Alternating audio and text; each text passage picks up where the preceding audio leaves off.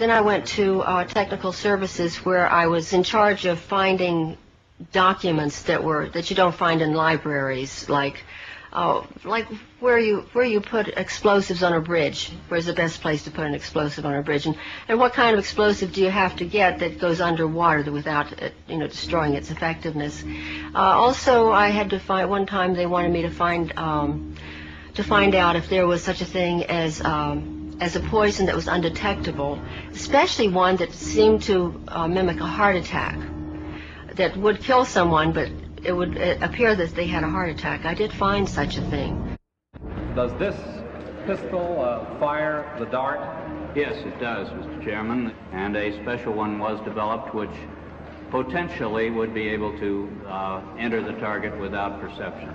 The poison was frozen into some sort of dart, and then it was shot at very high speed into the person, so when it reached the person, it would melt inside them, and the only thing would be like one little tiny red dot on their body, which was hard to detect. There wouldn't be a needle left or anything like that in the person.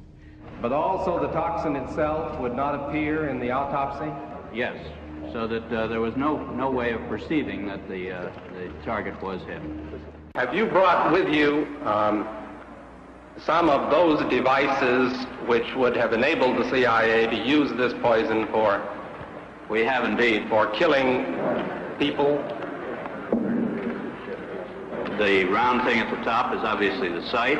It works by electricity. There's a battery in the handle, and it fires a small dart. And the dart itself, when it strikes the target, does the target know that he's been hit and about to die? A special one was developed which potentially would be able to enter the target without perception. As a murder instrument, that's about as efficient as you can get, isn't it? It is a weapon, a very serious weapon. I think the first time that I seriously questioned anything that was more than I just couldn't take it anymore was when I came across this document. It was eyes only, and it was to my boss, but he only had one hand and a hook in the other hand, so I always opened all of his mail and his packages and so forth. And this one, he wasn't in the office. I opened it and I read it. It said eyes only. I wanted to read it because I wasn't supposed to, probably. And it was a report about a mission where they had blown up a bridge in Asia somewhere, and they had killed a number of women and children who were on their way to market that morning. It was reported as though they were really proud, mission accomplished. That one bothered me a lot. When my boss came in, I gave him his mail and I mentioned this, and I said, "This is wrong.